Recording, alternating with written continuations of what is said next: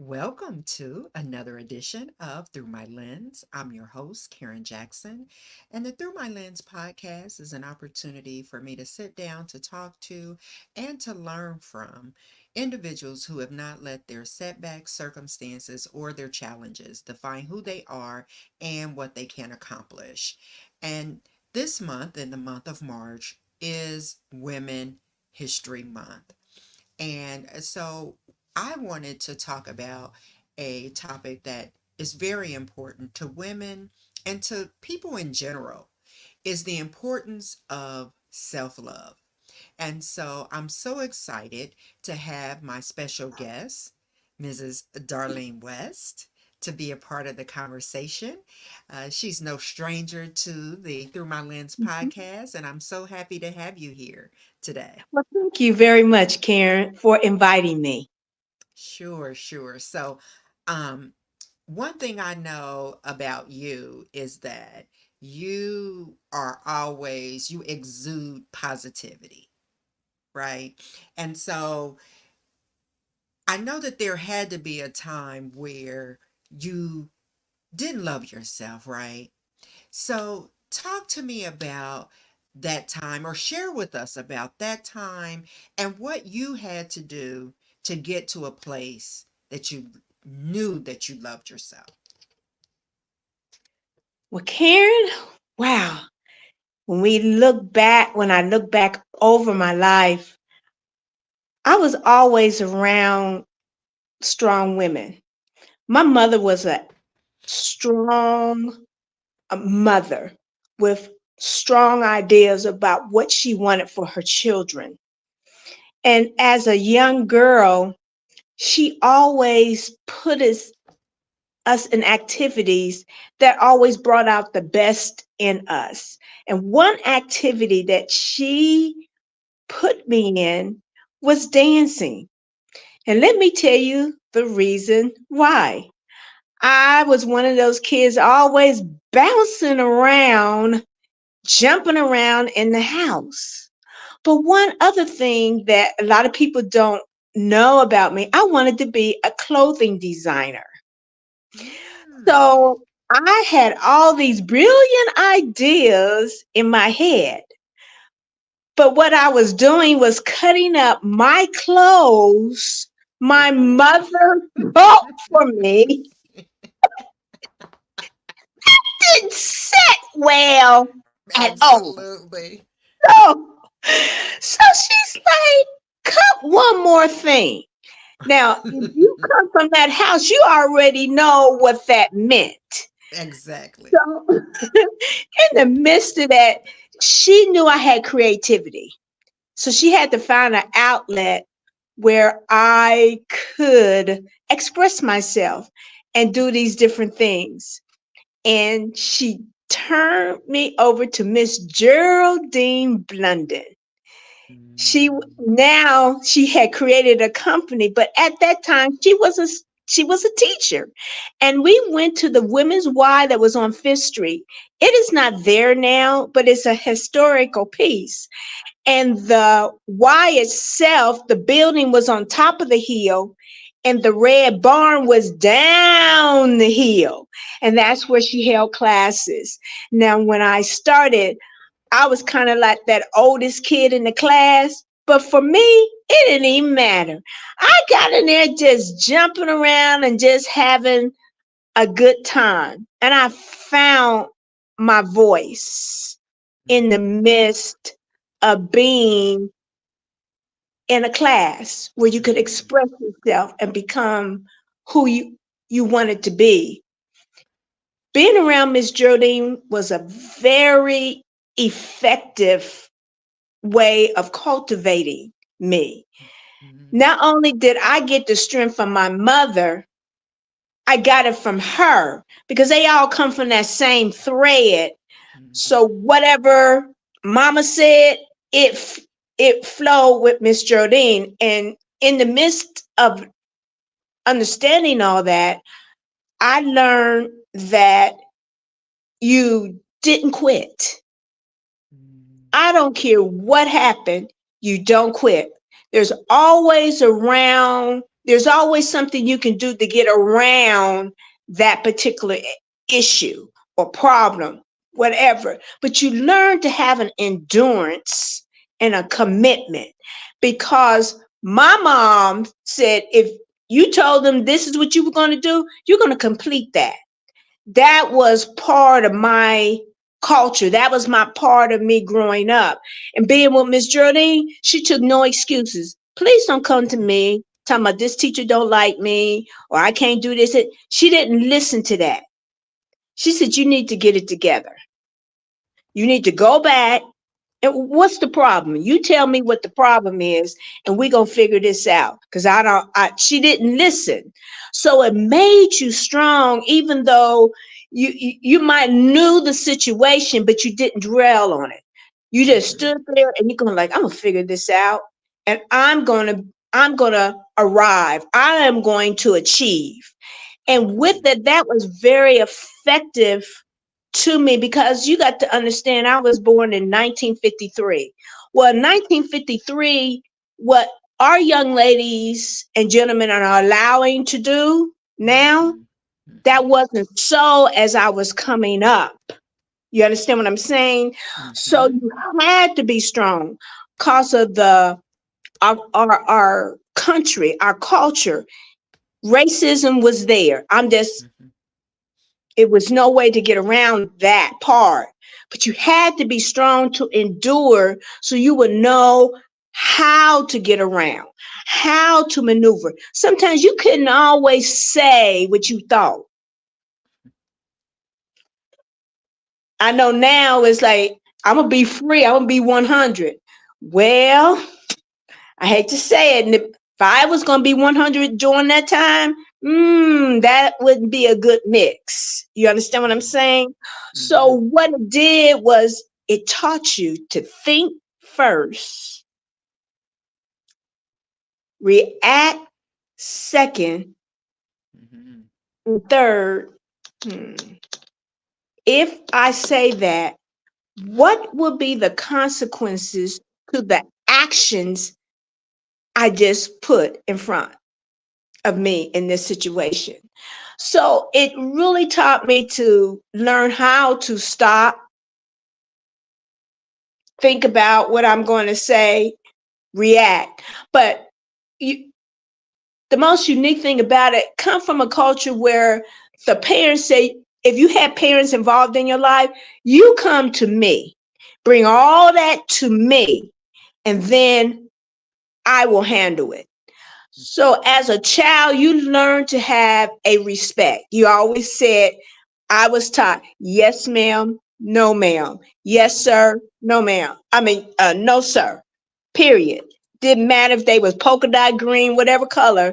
It was always put a hand on, yes, ma'am, no, ma'am. And even to this day, I still say, yes, sir, no, sir. Doesn't matter if the person in front of me is younger than I, if that person is the leader, it is, yes, sir, no, sir, I got you. You see what I'm saying? So they taught us to have a respect for everything that we did. Mhm. And that's what kind of grounded me, because I had that foundation. Now, in the midst of all of that, you're always growing. You're Mhm. always mentally growing, physically growing. And as a young teenager, trying to fight and navigate your way, trying to be with the Mhm. crowd. And then your mom says, no, we're not doing that. And so that threw in all these other things. But overall, I learned not to focus on making excuses. There Mhm. was always somebody depending on you to get up and handle your business. There was always somebody watching you. Like you Mhm. were watching everybody else, there was somebody watching you. So you needed to keep that in the mindset. So when, if you fail, get up, okay, brush off. All right, what did I do? Okay, how did I get there? Mhm. And keep moving forward. Fall down again, get back up. All right, another lesson. And keep moving forward. I don't care what it was. You keep moving forward till And you achieve where you were balanced. I think this is so important what you're saying because we're the our topic is about self-love, but respect has to be in there, right? Because if you don't respect others, right? If you don't respect yourself, right? Because it reminds me of what you said, our parents would tell us like, no, don't go out here you know, making what kind of household you was born. Don't make us look bad, right? And so, but that meant like that had you operating from a sense of a love for yourself, a love and a respect for yourself, for your family, right? Mm-hmm. And but I Yeah. think what's also interesting too that you mentioned about is that um the era in which you grew up in. Mm-hmm. Right. And so talk to me a little. I mean, because I think that's even more important. I mean, even today with the things that we have to go through, right? It's important that we focus on self love and then how do we operate in this environment that may not be as accepting to differences and diversity. Mm-hmm. Hmm. Well, excuse me. During that era, as we know, we were women's rights and everything was evolving. As I was a little girl, my mother couldn't get charges or anything, bank accounts, anything, unless my father allowed it. Mm, So she didn't have that freedom to what we are experiencing now. It just wasn't there. mhm, And women couldn't get a lot of the things that they are getting now because, especially if they weren't married, mhm, because it was planted in our minds. If you weren't married by the time you were 25, you were going to be an old maid. Won't nobody want you. So mm, that's another mindset. mhm, Another mindset, because you got to understand the culture itself was this: marriage, children, then you can get everything else. wow. Wasn't single, children, to do whatever you wanted to do. It just wasn't set up that way.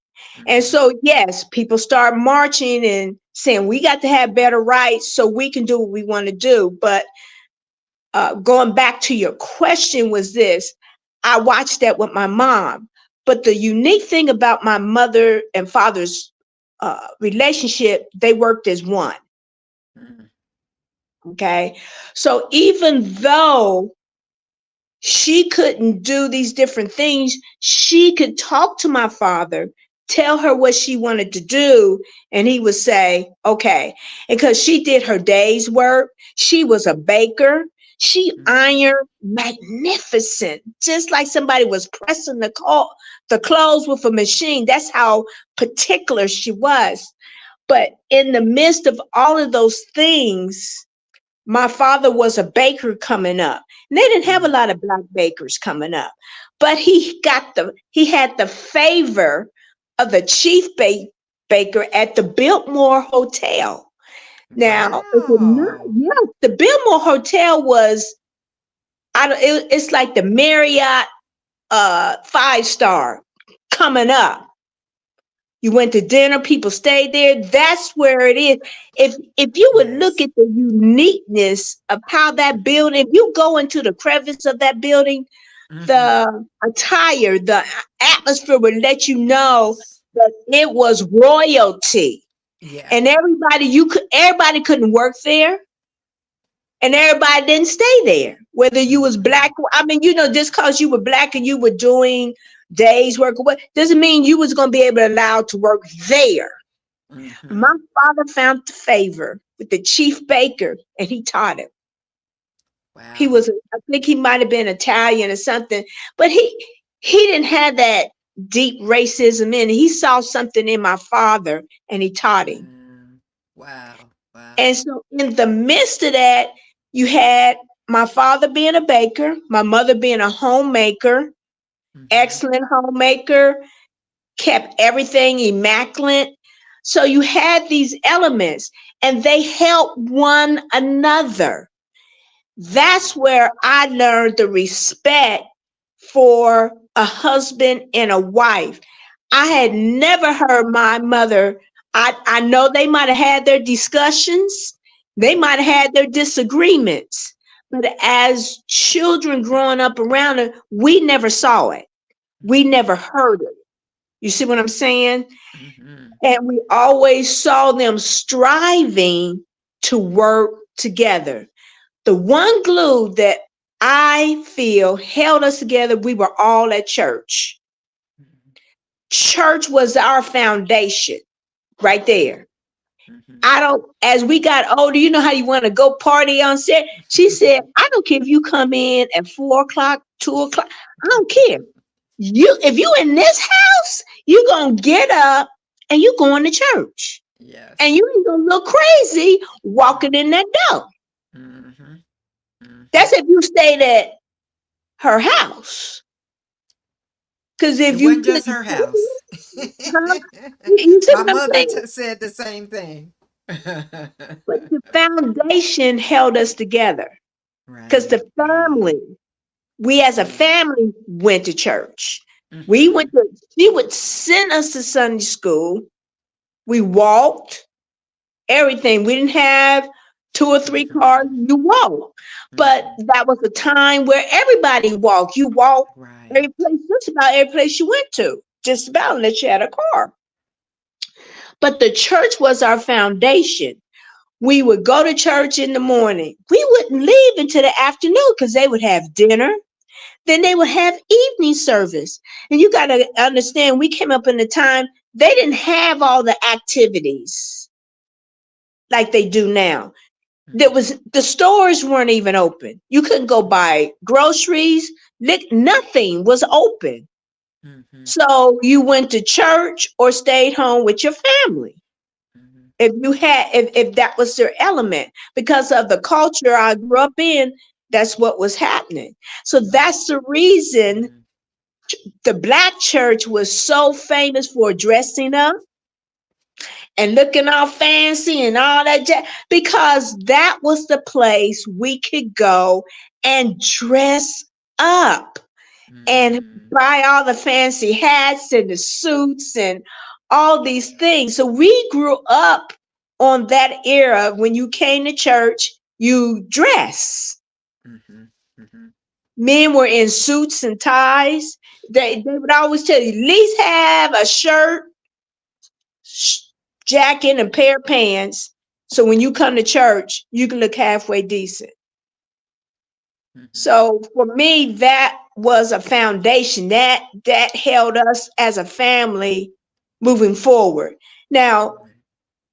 you already know by the time the 70s hit, things were starting to break because Mhm. you had your late 60s going into your 70s. Martin Luther King died. Uh, Mhm. John F. Kennedy, his brother died. All these Mhm. things took the culture like in a whirlwind of Mhm. change. Mhm. So when Mhm. the Vietnam was war was very prime, so you had all these things happening. So it brought a change. The change was slow, and it's still slow. It's Mhm. okay, but it is much better than what it was. So each generation, I feel, bring their change to the Mhm. culture as a whole. So, excuse me. With that, as a seasoned woman now, I keep saying fight for us. Cause see, as we're seasoned, we're gonna be the grandmothers and things. So we need the people that are coming up behind us to be strong, to carry on the legacy and to be able Mhm. to fight and speak for the rights for us when we might not be able to speak. Mhm. Mhm. Mhm. So that it Absolutely. And I yeah. think that's so important. And I love this history lesson. I've learned so much. I said every time we talk, I learn something about you.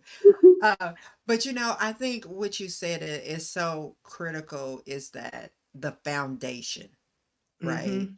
And so, what piece of advice would you give to a young man, a young woman who is trying to raise a family in this world and creating that solid foundation so that they know who they are, right? And they know how to advocate for themselves. Oh, that's an excellent question because what I'm seeing now, I am a formal leader over our children's ministry. Now I'm in the background, but I'm still in the forefront of teaching and encouraging. And we see our families. You may see the mother but not see the father. You might see the father and don't see the mother coming to church. So my advice or what I'm thinking about, if you all can come to a common ground, you came to some type of ground because you had children. So, with that, if you can continue to have a common ground and come to church, maybe she might want to go over here and you might want to go over there. Maybe y'all can find some common ground. It's like this week or this month we'll go over here or this month. But as long as you keep that foundation, God in your life. And the only reason church is a foundation. It just brings you around people, like-minded people. To have God part of your life is the most significant journey you can have. You need to have him. It's like personal. It is a personal journey. Your journey is different than my journey. But to have God and to seek to have him part of your life is the most important foundational, the anchor that's going to hold you through anything that you face because he is the anchor. He is in total control of everything, but you got to learn that that's what he is. And that he loves you immensely. When God died on Calvary, he took all of our sins and provided a way, a bridge back to God so we can be connected to the source that holds our lives. I don't care, white, black, and it has nothing to do with your color because he is a spirit and he lives. He lives. If you want him part of your heart, you can have him. You can surrender to him and have him part of your life. So for me to talk to the younger parents, get to a solid foundation in your church. Find your church home that is teaching God's word and you can bring your family so you all can get that love, get that attention, get that encouragement that's going to take you through life. Because you already have groups out here, they'll take you and they'll lead you what? All over here. But you want to get with the group that is solid with God so it can lead you in the right direction where you want to go and take your children to. Because, however, whatever we pour into them, I guarantee they hold on to it, even though they might detour and go their way. But then they can say, you know what? My mama used to take me to church. My granny used to take me to church. My aunt used to take me to church. I sure do miss that. I had fun. And I mean, you understand what I'm saying? So they Mm-hmm. have a remembrance of a Mm-hmm. solid foundation. And you just can't find it out there in the street. The street has beautiful things that lure us away. But when you get out there, you start looking around, you go like, no, I need something else. So I tell Absolutely. my young parents, if keep bringing them, keep bringing the kids, keep coming, they keep coming, they gonna be okay.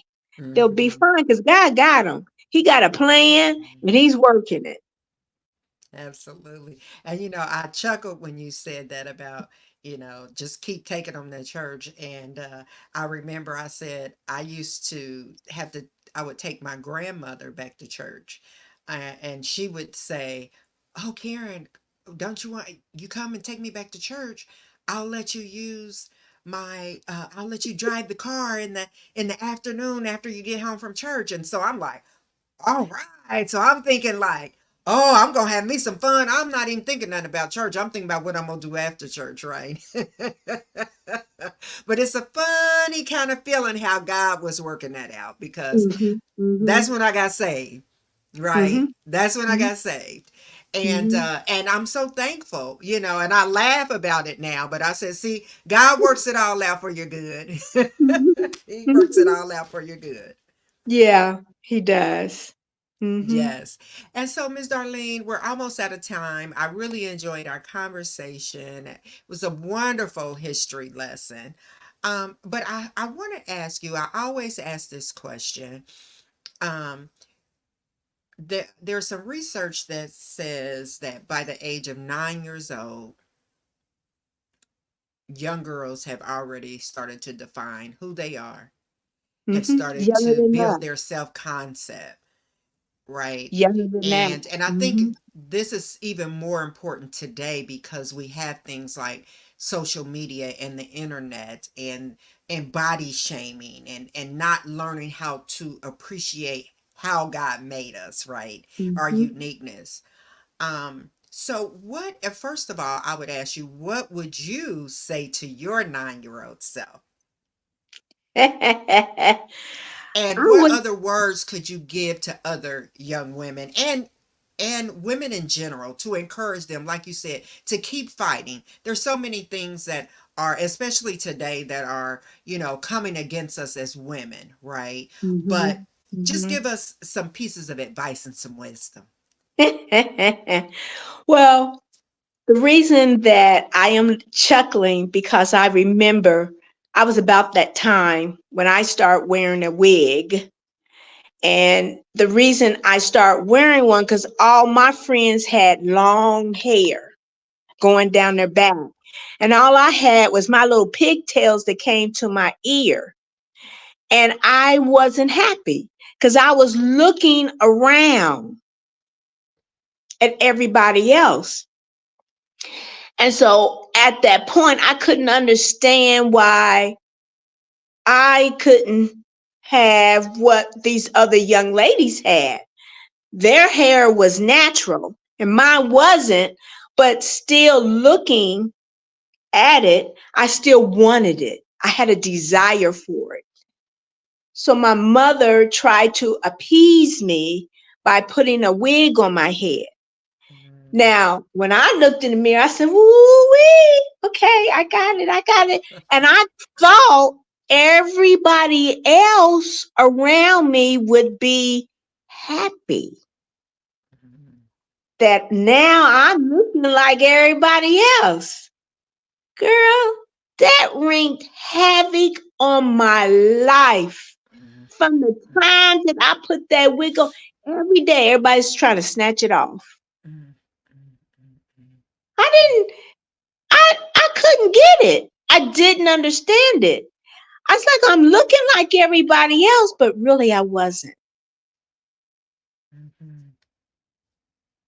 I wasn't. And I was Mhm. never ever be. But I didn't understand that.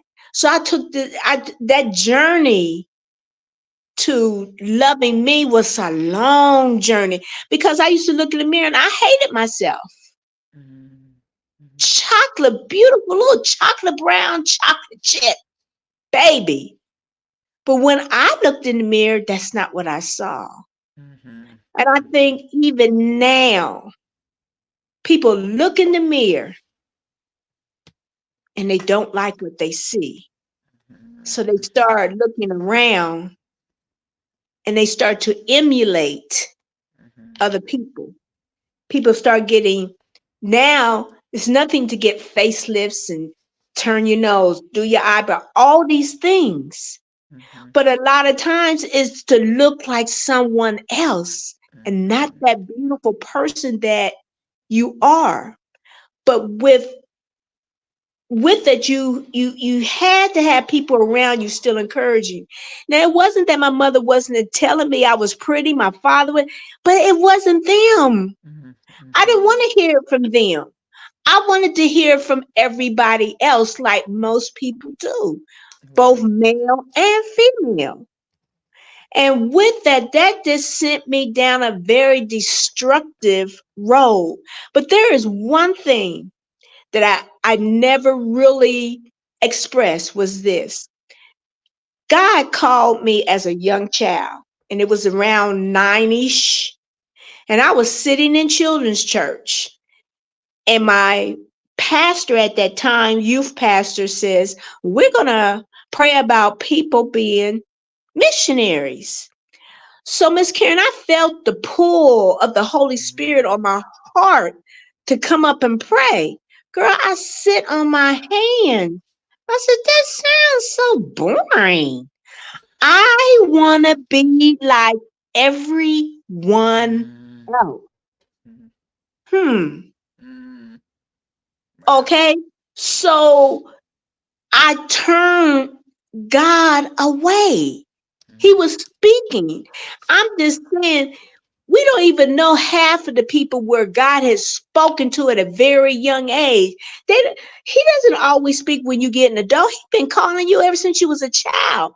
But you're trying to be with the group. You're trying to be cool and hey and all that. And it's taking you on this scenic route. And it did because I wanted to be, that was my whole focus. I wanted to be like everybody else. Now, people see my haircut now. They go like, oh, Miss Darlene, that's cool. I burnt my hair out as a young adult because I'm trying to straighten it, keep it straight, and all do all of these things. And it was ripping at the roots mm, of my scalp. mm. But I was what? Trying to be like what? Everybody. Everybody else.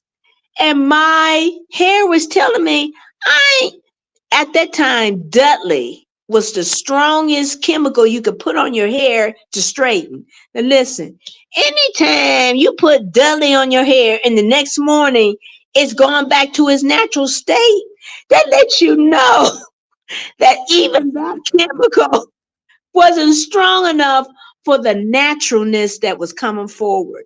All I'm just trying to say is this: everything I needed, I had, but I couldn't see it because my mind, my eyes, my mindset, everything, heart set was I want to be like everybody else.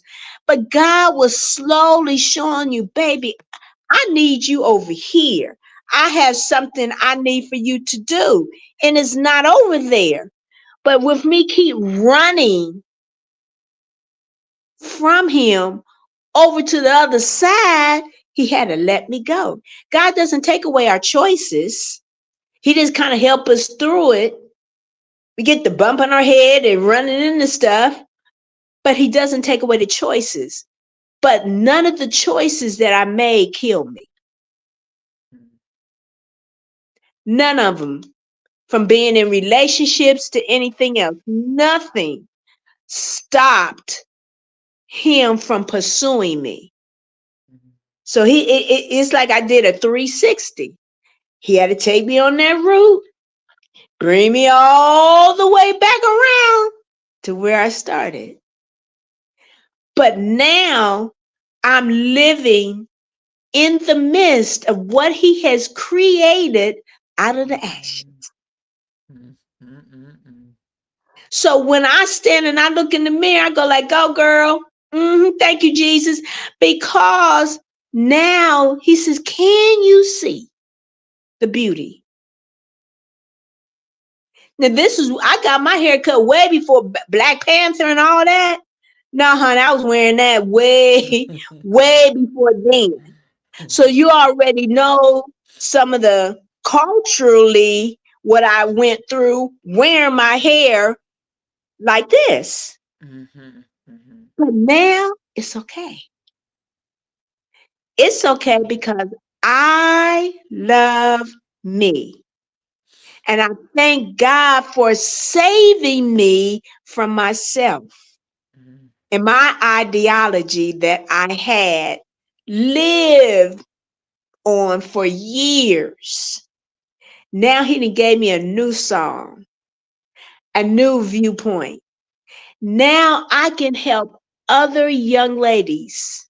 When I see them, they might be tall, but they might be healthy, young, you know, big in stature, to love Mhm. themselves. Okay, you're not gonna be no boo, but you don't have to accept anything. Mhm.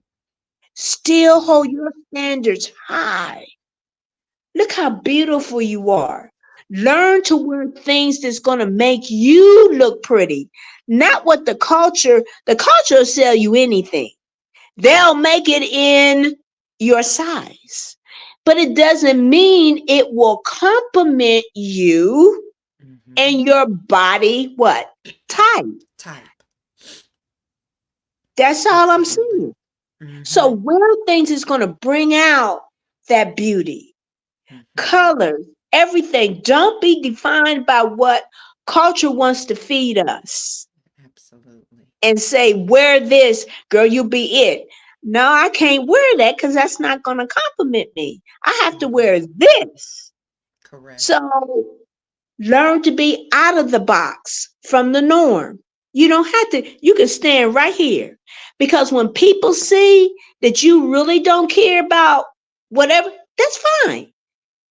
I'm going to stand right here and do what I'm supposed to do for me to make me look beautiful, to make me feel the way I'm supposed to feel about myself.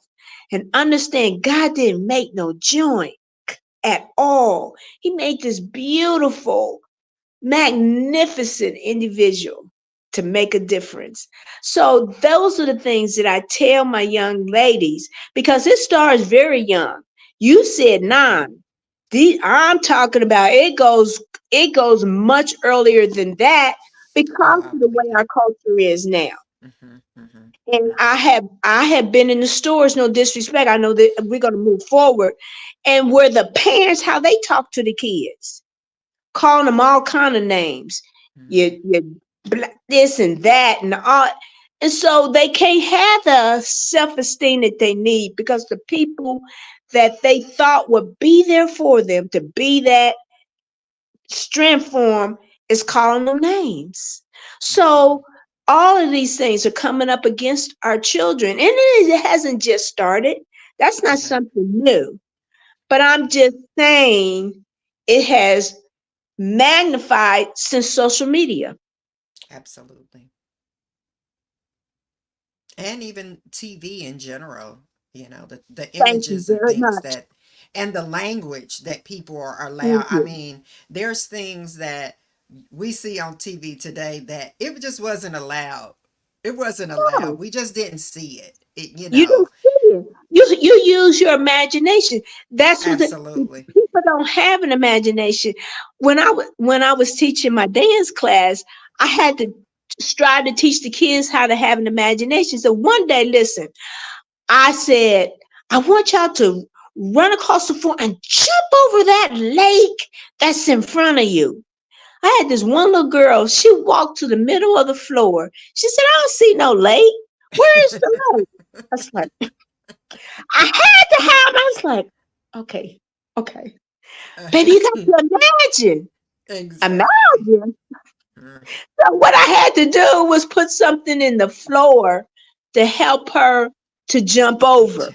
I'm just Right. saying it was so cute that the way she said it, but it was just Right. like, oh my goodness, had no imagination. We grew up Right. on imagination, Mhm. and these Mhm. young ladies and gentlemen, they don't because everything is provided for them. Right. Right. So And yeah, I think it's funny. I think it's important too what you said.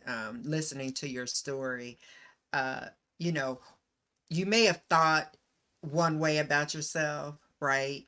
But once you started to learn what God said about you and who you were in God, it Mhm. started to change your whole decisions. Mhm. And I Mhm. think that is a key thing, is that, you know, all of us have been through things, you know, in our childhood and throughout life, right? Mhm. That causes us to, that could cause us to have some kind of traumas, or Mhm. make us feel unworthy in Mhm. any type of way of what Mhm. God has intended for us. But I think Mhm. that is the key, that we have to continually to redefine who we Mhm. are, right? Yes. Because there's going to be challenges. I think, like I said in the beginning, there's going to be challenges, there're going to be setbacks, but we don't Mhm. have to be defined by those. And I think that Mhm. was beautiful what you said about not letting all of those decisions, even though on that journey you had to go on, you know, Mhm. if you had to go on that journey, because you Mhm. wouldn't be the woman you are today, and you wouldn't be able to pour into to other people without having those experiences, Mhm. right? Mhm. Because you know what I have found out too, when you get a certain point, people look at you different. And they don't even realize I've been 16. They look at you like, when? Like, like, really? I mean, or you're in your 20s. I mean, mini skirts and all that stuff, that's not new. We all Right. grew up on half dressing. Beyonce didn't create that. It just went, since the social media is here, it just magnified it. We were already doing all of that And before so, before she was even born. All I'm just trying to say, it was still all part of a culture. It was, right. if you would go back and look at fashions, you will see, look at videos. That's not new. Mm-hmm. None of that Mm-hmm. is new. It may is new because it has been magnified through social media. Mm-hmm. But some of them costumes, the people were wearing, all that, go back. We go look at videos, old movies, you be like, whoa, she didn't have no clothes on either. That's right. Mm-hmm. Mm-hmm. You see what I'm Mm-hmm. saying? So Absolutely. I kind of chuckle now when people say, "Oh, Beyonce, you see how Beyonce was dressing?" And I chuckle too. I said, "Well, if y'all seen some of my outfits, y'all been like, is that Miss Darlene? Girl, you need to get back into the house." I mean, people be like, "Oh, Miss Darlene, not you," and I go like, "Okay." Exactly. I just laugh. I see it. I mean, we all been there, right? We all Yeah, have been yeah. there. So Yes. we can just laugh on that one and just Exactly. Exactly. It made me think, it made me chuckle, because it made me think of a time that I was taking my little nephew with me somewhere, and I was I was in one of those outfits. Let's put it like that. And he looked at me no, you need to put on a different shirt. no, sweetie. No, this is gonna be the outfit for the evening. Exactly. I told him, I said, you just haven't seen this side of me. Wait a minute. And it's like, what? Yes. He's like, I don't want to either. Oh, So, uh, Miss uh, Darlene, uh. this has just been wonderful. I always enjoy sitting down talking to you. Um, but before you leave, I know that you are working on a very important conference that's coming up, and tell us Yes, a little bit more yes. about that and how people can participate if they're interested. All right. I am with Toastmasters. And Toastmaster is an organization that help you to speak publicly. And this year I'm on the district committee creating the conference and all of the activities. We're going to be at the Holiday Inn in Beaver Creek. Matter of fact, I think it's Fairborn Beaver Creek, out there by the Fairfield Mall. And Okay. we'll be out there April 26th, 27th, and 28th. Now, you can go on their website, and if you want to register for the conference, you can. You can even pull up Toastmasters International District 40, and you should be able to pull up some more information. But our district has over 100 clubs. And so Mm. we are all going to be gathered together and we're going to just have a good time. Food, speaking, parties, just having a blast. And so for the past 6 months, we have been working on our Toastmasters International District 40 Conference. All right. Well, that sounds awesome. And what I'll make sure I do is I will get with you and get that correct website and put that in the Yes. comments of this video. So if anyone's Yes, interested, they can yes, yes. I'll participate. be happy to give that to you. But I was thinking, and I was like, I didn't want to be fumbling for it, but That's I, okay. No I said, problem. but anyway, it's going to be a good time, and you can go on the website. They have all type of if you go to YouTube and put in District 40, it'll pull Hmm. up all of the different videos they have created for the conference. So you'll get Oh, a wow. Okay. solid foundation of what I'm talking about. And the people that are going to be coming to speak at our conference and just having a good time because you do learn. You learn coming. They Hmm. have educational classes, so you can come and you can learn. You can Well, learn more sounds about like yourself and speaking. So yeah, Well, that sounds awesome. That sounds awesome. So we're gonna have to have you come back, and we're gonna have to hear some more history lessons and get some more wisdom. thank So you, we Miss thank you. Kim. Thank you so much for your support. And again, we will definitely put the link to your conference that's coming up next month. I guess, again, that was the 26th, 27th, And and 28th 28th April of April. And of so we April. will, of April. So if you check the comments of this video, you will find that information. And we thank you so much for tuning in to another edition of Through My Lens. And I'm your host, Karen Jackson, and we'll see you soon. Bye. Bye bye.